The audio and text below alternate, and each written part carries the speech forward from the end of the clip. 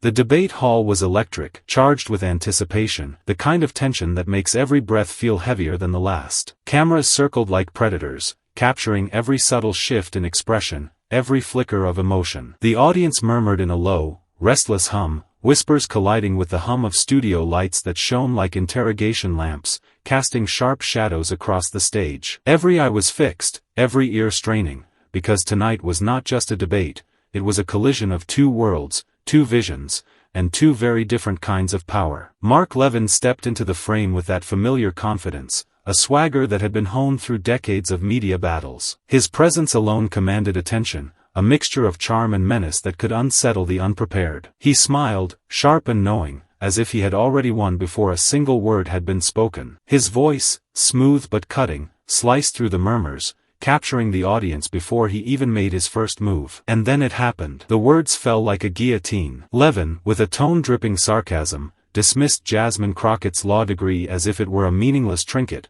a credential unworthy of attention. The room froze. Cameras caught the shift in posture, the subtle intake of breath, the eyes widening in disbelief. Social media exploded in real time, tweets fired off like flares, each one capturing outrage, shock, and incredulity. Clips of the insult began circulating instantly, captions flashing in bold letters. Did he really just say that? Unbelievable. Watch her respond. The crowd's collective heartbeat seemed to skip. Some gasped audibly, others sat rigid, processing the audacity. The tension was almost unbearable, a silent question hanging in the air. Could she respond? Could Jasmine Crockett, a rising voice of dignity and intellect, possibly match the ferocity and arrogance of a man who had made a career of putting others down? Every second stretched longer, the anticipation building like a drumroll that wouldn't end. Eyes were glued to the stage, minds racing with what might come next. This was more than a clash of personalities, it was a test of composure, courage, and the power of truth standing firm against derision. And then, as the camera lingered on her poised figure, readying herself in silence, the unthinkable began to unfold. But what happened next left the entire room in stunned silence. This wasn't just another televised debate. The stakes were monumental, stretching far beyond the bright lights of the stage and the scrutiny of millions of viewers. In the world of politics, perception can be everything, and tonight, every glance, every word, every pause could shift the balance of public opinion. The audience, both in the hall and across screens nationwide, understood that this moment was bigger than an argument. It was a crucible, a test of credibility, authority, and the power to command respect in a world that too often dismissed intellect and integrity. Gender dynamics hung heavily in the air, invisible yet unmistakable. Women in law and politics have long faced an unspoken scrutiny, a double standard that measures competence through harsher lenses. For Jasmine Crockett, this wasn't hypothetical, it was personal. Every insult, every sneer, carried the weight of centuries of systemic doubt. The stakes weren't just her own reputation, they were emblematic of a broader struggle for women, for immigrants, for anyone who had to fight harder to prove their worth in a society eager to judge them by bias rather than merit. Jasmine Crockett herself exuded a calm, unshakable poise. Every movement was precise, every breath measured, as if she carried centuries of preparation in her bones. Her intelligence radiated not through arrogance, but through quiet confidence, a moral grounding that made her presence magnetic. She wasn't simply a rising political figure, she was a symbol of what competence and dignity look like in action. And tonight, that symbol was being challenged in front of a nation. The implications were undeniable. A misstep could jeopardize her career, fuel attacks from political opponents, and reinforce harmful stereotypes. But a composed, powerful response had the potential to redefine her public image entirely, to inspire a wave of admiration that could ripple across communities who rarely saw their values reflected on such a prominent stage. This was more than a debate, it was a defining moment for representation in law and politics, for proving that merit and integrity can hold their ground against derision and arrogance. As the tension mounted, the audience could feel it, the kind of anticipation that leaves viewers leaning forward, unable to look away. Every second that passed without a response built suspense, like the hush before a storm. Social media feeds buzzed with speculation. Will she answer? Can she match him? This could change everything.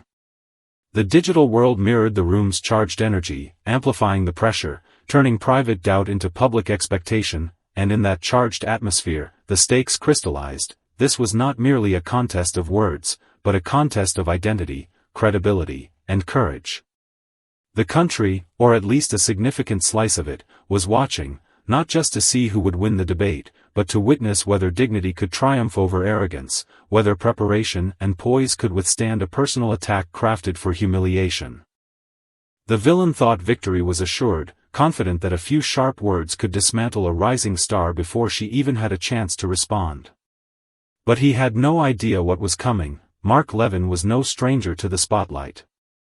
Decades in media had honed him into a figure both respected and feared, a man whose voice could command a room before he even spoke a word. His presence was magnetic, an aura of certainty that often left his opponents flustered, struggling to find footing against the force of his sharp-tongued rhetoric. On television, his words were weapons, precise, cutting, and delivered with the calm assurance of a predator sizing up prey. Audiences had come to expect it, and many had grown to either admire the relentless confidence or recoil from the audacity of it. Throughout his career, Levin had built a reputation on dismantling his opponents with verbal precision. One could scroll through countless clips, politicians faltering under his questioning, journalists stumbling to answer, and pundits visibly shrinking under the weight of his pointed sarcasm. He was methodical, strategic, always 3 steps ahead, and he thrived on the theatrics of humiliation. Yet, beneath the veneer of mastery lay a pattern, a recurring flaw masked by charisma.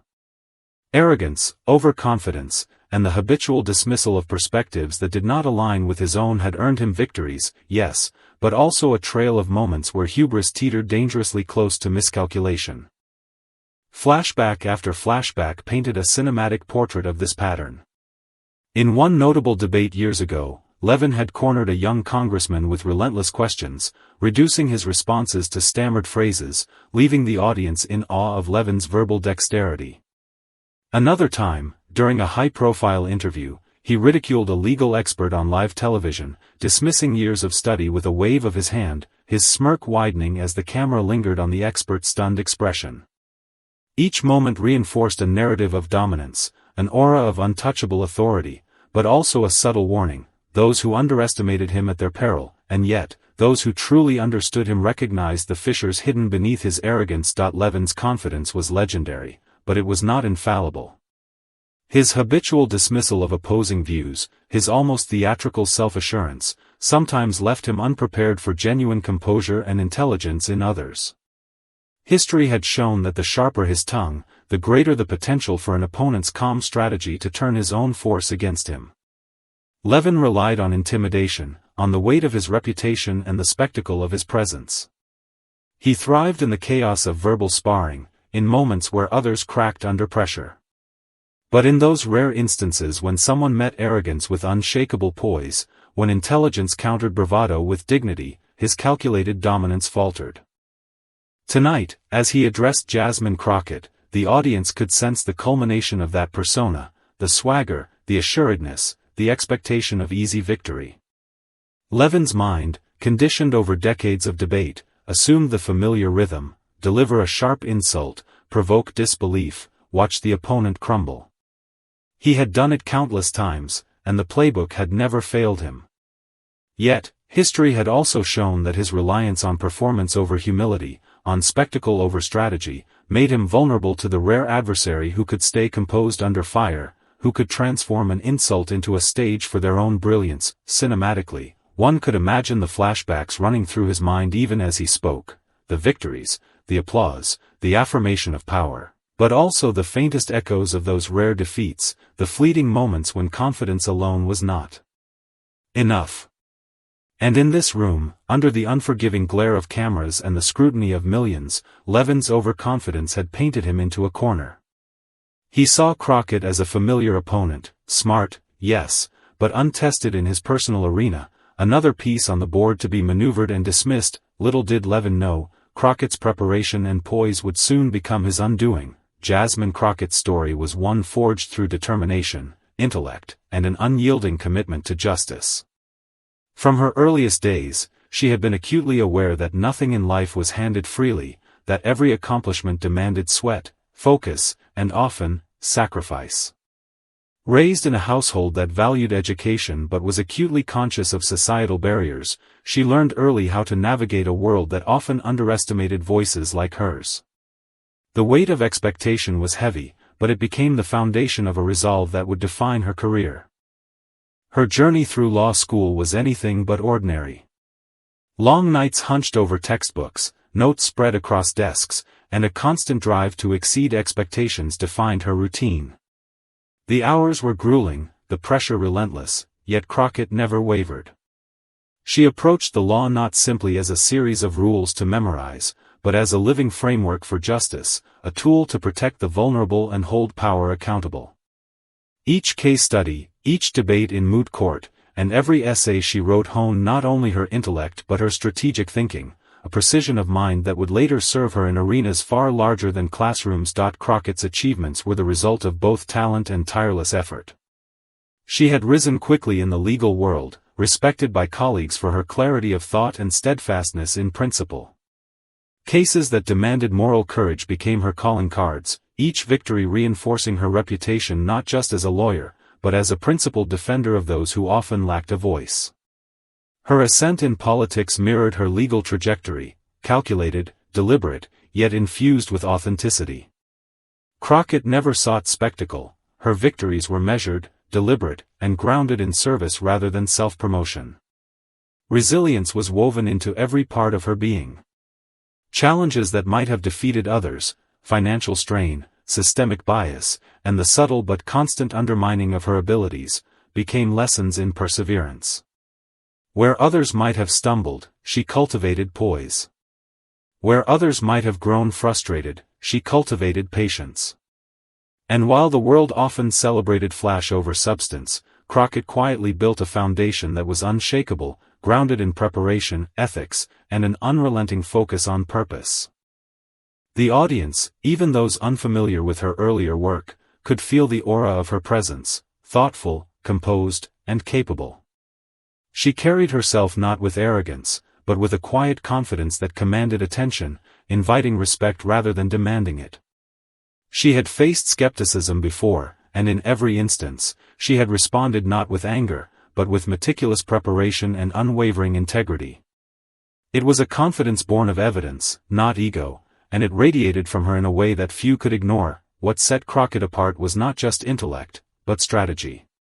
Every moment leading up to this debate had been calculated, the arguments she anticipated, the rhetorical traps she prepared for, and the ways in which she could transform attack into opportunity.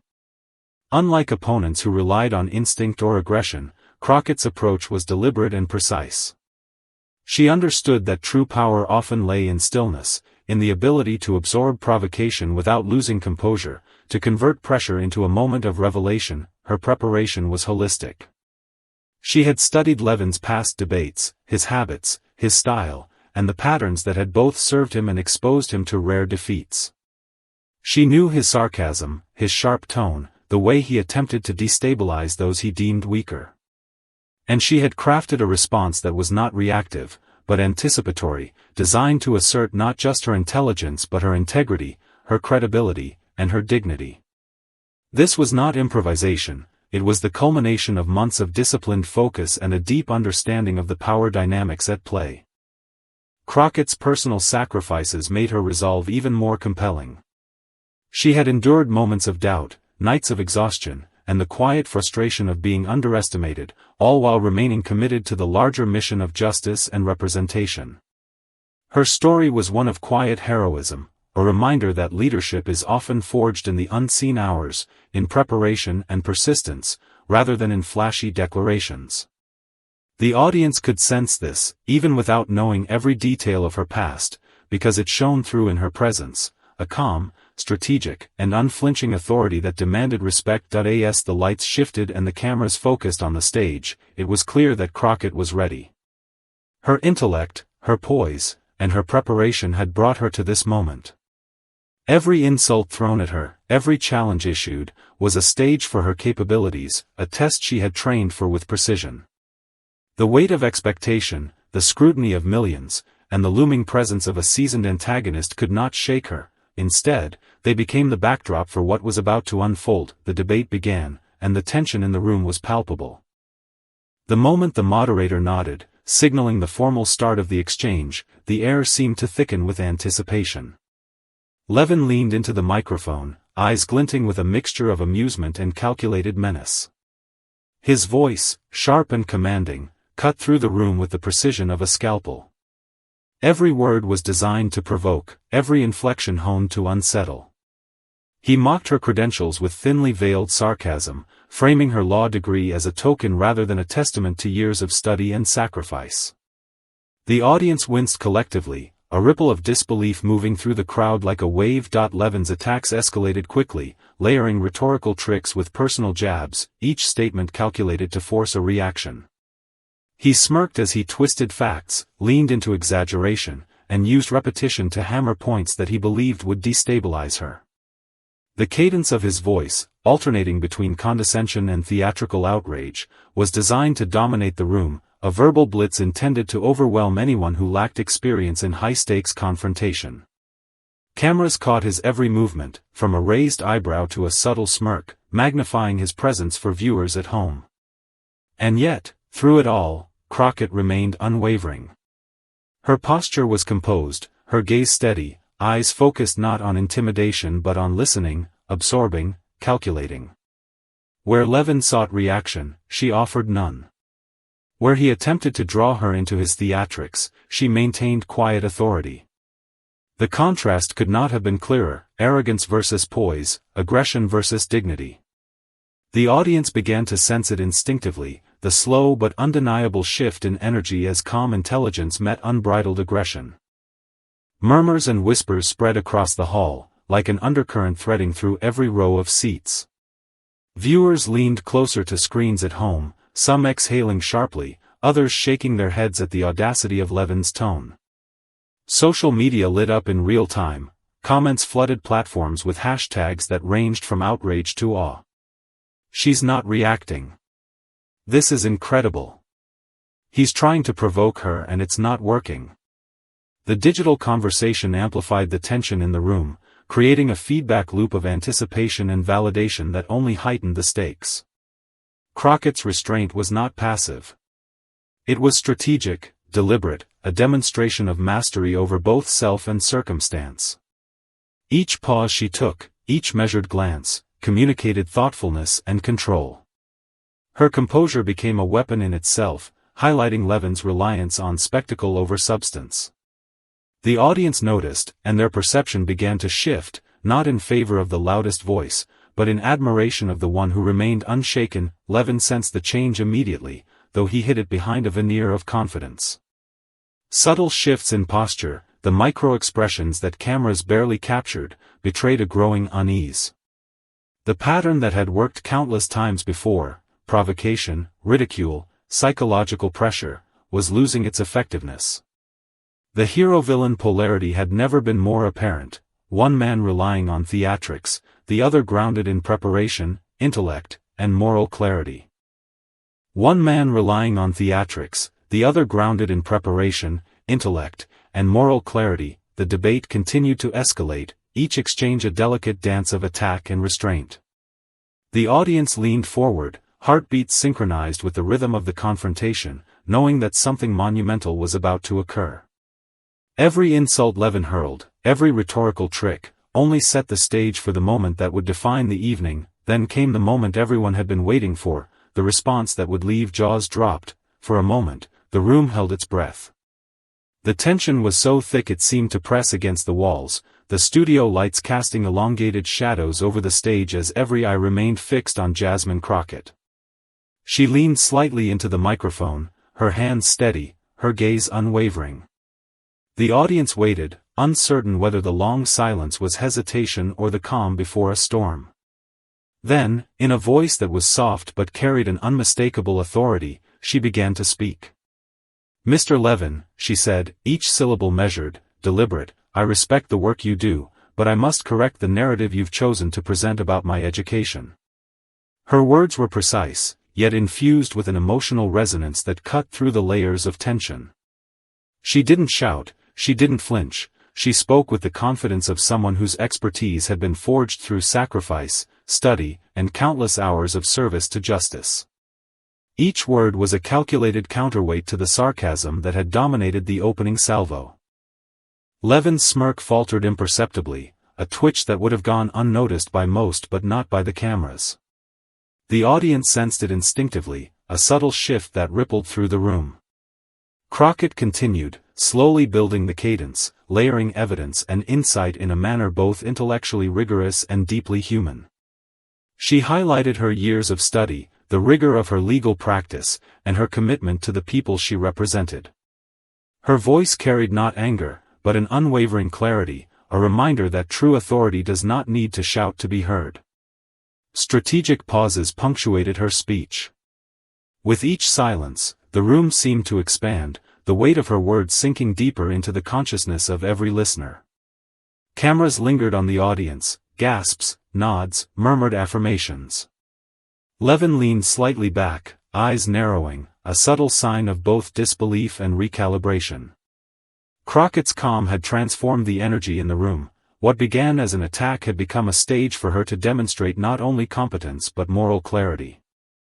She invoked principles that transcended the immediate debate, linking her expertise to larger societal values, integrity, equality, and the importance of respecting knowledge and experience. The words resonated, echoing in the minds of viewers both in the hall and across the country. Social media erupted in real time. Clips began circulating almost instantaneously, each edited snippet emphasizing her composure, her intellect, her dignity under fire. Hashtags trended within minutes, hashtag Crockett stands tall, hashtag dignity over arrogance, hashtag respect knowledge. Millions watched, shared, and commented, captivated by the stark contrast between the two figures on stage. Levin attempted to interject, to regain control, but Crockett anticipated the interruption. With a subtle shift in tone, she addressed the pattern, the strategy, without personal attack, pointing out inconsistencies, rhetorical maneuvers, and assumptions. Each observation was delivered with surgical precision, disarming rather than provoking. The villain's confidence began to crumble, layer by layer, as he realized that the tactics that had humiliated so many before were ineffective here. His smirk vanished, replaced by a rigid tightness in the jaw, a subtle but undeniable sign of disorientation. The audience sensed the shift immediately. Whispers spread through the crowd like wildfire, a collective recognition of what was unfolding.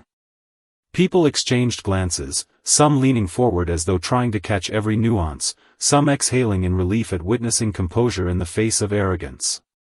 The cameras moved to close-ups, capturing subtle micro-expressions, the slight widening of eyes, the tightening of lips, the tiny flinch that betrayed the unraveling of confidence. Crockett's delivery was a masterclass in suspense. Each sentence was weighted, each fact layered in a way that built momentum while maintaining control. She paused at critical moments, letting statements hang, allowing the audience to absorb the impact. Silence became part of her strategy. The quiet after a key phrase felt heavier than any raised voice, more piercing than any insult. The room held its breath. A silence more deafening than any attempted humiliation settled over the debate hall, and it was clear that power had shifted, imperceptibly but irreversibly, from the aggressor to the composed force standing before him. She concluded by reframing the attack, transforming Levin's mockery into an opportunity to assert not only her competence but the broader values she represented: resilience, dignity, and the importance of measured discourse in public life. Her final words were met with a chorus of murmurs, rising to applause, the sound spreading like a wave across the room. Social media amplified the moment exponentially. Analysts dissected her response, influencers praised her restraint, and viewers shared clips at lightning speed, each post celebrating her mastery of both intellect and emotional resonance. Levin sat, rigid and silent, the realization of defeat flickering across his features. This was not a simple exchange, it was a dismantling of assumed dominance, a subtle humiliation that had been executed with elegance rather than aggression. The audience sensed it, the cameras captured it, and the world at home witnessed it. The narrative had shifted, The hero's poise had overcome the villain's arrogance, intellect had outmaneuvered theatrics, and dignity had turned the tide of perception in a single, unforgettable moment. And as the applause continued to ripple, the cameras capturing faces frozen in admiration and astonishment, the sense of inevitability became clear. This was not just a debate victory, it was a statement, a lesson in the power of preparation, the strength of character, and the impact of calm, strategic brilliance in the face of provocation. The energy in the room was electric, the anticipation of what would come next almost unbearable, and as the world watched, the ripple effects began to spread far beyond this debate. The moment Crockett's words hit their mark, the reaction was instantaneous. Social media exploded, the platforms alive with a flurry of posts, tweets, and shares.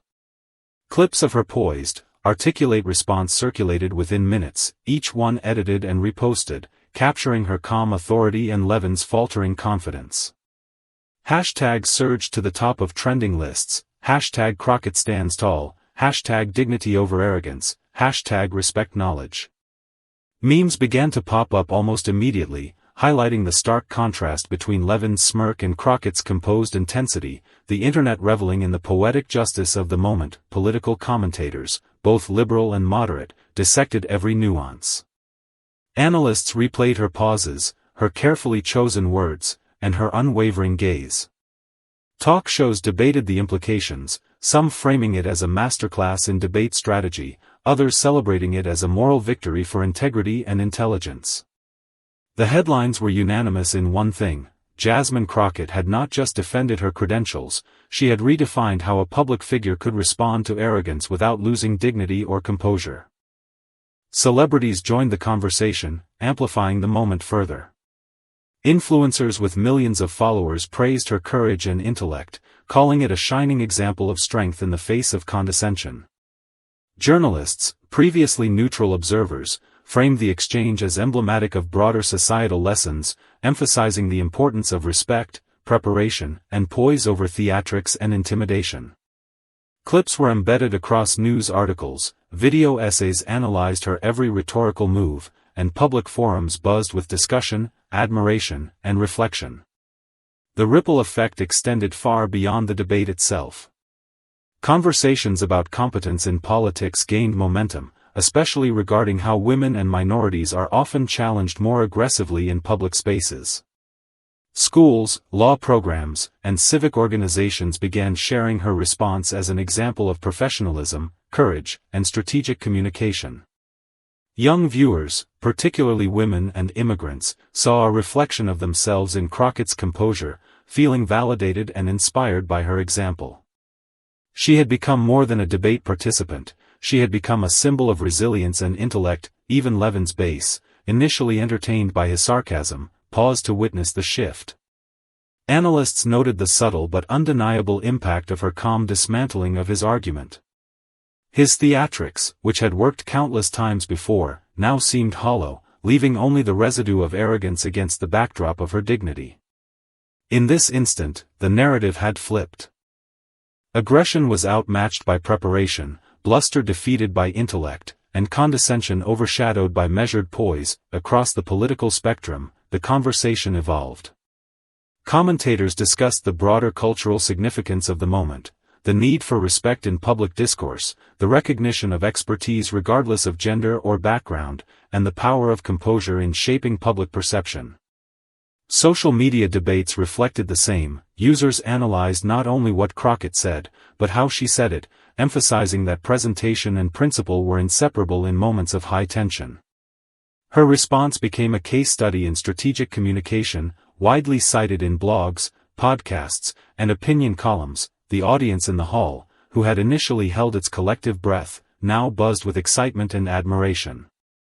Conversations erupted, applause lingered, and murmurs of awe could still be heard even as the cameras pulled back. Crockett's moral victory was unmistakable. She had transformed a moment designed to belittle her into a display of integrity, intelligence, and authority. The clash of hero versus villain, once framed by arrogance and provocation, had culminated in a triumph of poise and dignity. In offices, living rooms, classrooms, and online forums, people replayed the exchange, dissected the language, and debated the implications. What could have been a fleeting viral clip became a catalyst for conversations about competence, respect, and ethics in public life.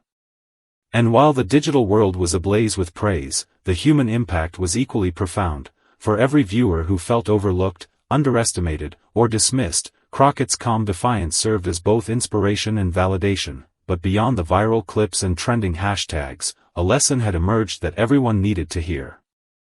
In the stillness that followed the debate, the significance of Jasmine Crockett's response began to settle in. It was no longer just about a sharp comeback or a televised exchange. It had become a lesson in principles, a demonstration that knowledge, composure, and integrity will always outshine arrogance and derision. In every pause, every carefully chosen word, Crockett had reframed the narrative. What was intended to belittle her became a showcase of mastery, a reminder that true strength is rooted not in loudness or mockery, but in clarity, preparation, and moral courage. The emotional weight of the moment reverberated far beyond the stage. For viewers, it was a moment of reflection, an example of how dignity in the face of provocation can inspire respect, not only from the audience in the room but from millions watching around the world. Crockett had turned an attack into a teaching moment, one that emphasized resilience over reaction, patience over impulse, and insight over spectacle. Her response showed that empowerment is found not in retaliation, but in measured authority and unwavering self-belief. Social media buzzed with commentary that underscored these values. People weren't just replaying the clip for entertainment, they were sharing it as guidance, as motivation. Discussions emerged around the importance of acknowledging expertise, respecting those who have dedicated themselves to mastery, and fostering civility in even the most heated moments of public discourse. For many, Crockett became a model for navigating challenges with grace, demonstrating that composure under pressure is a form of courage just as powerful as any overt confrontation. The debate illuminated a broader societal truth: civility, integrity, and respect for knowledge are not signs of weakness, they are the pillars of effective leadership. Crockett's triumph illustrated that responding thoughtfully, rather than reacting impulsively, can shift narratives, change perceptions, and set new standards for behavior in politics and beyond.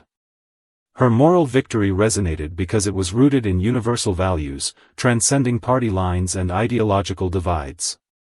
People everywhere could draw lessons from her example, applying the same principles in their own professional, social, and personal lives. Resilience and empowerment emerged as central takeaways. Crockett had demonstrated that preparation and intellect can disarm even the most aggressive adversaries. That dignity is not passive, it is an active choice, a strategy that commands attention, respect, and influence. The audience, inspired by her calm and calculated brilliance, felt a surge of possibility. If one could navigate such a high-pressure moment with integrity, then surely, in their own spheres, they too could act with courage and grace. The emotional crescendo was undeniable. Viewers were left not only impressed by Crockett's intellect but moved by her example. The lesson extended beyond politics. In moments of confrontation, in situations designed to belittle or provoke, maintaining composure and asserting truth can achieve more than anger or retaliation ever could. The power of calm confidence, of principled action, and of moral clarity became the enduring image of the night. Because this wasn't just a debate, it was a reminder of what true leadership and courage look like. Jasmine Crockett's response didn't just silence an opponent, it stunned an entire audience. Her calm, precise, and intellectually sharp words were a testament to preparation, dignity, and courage.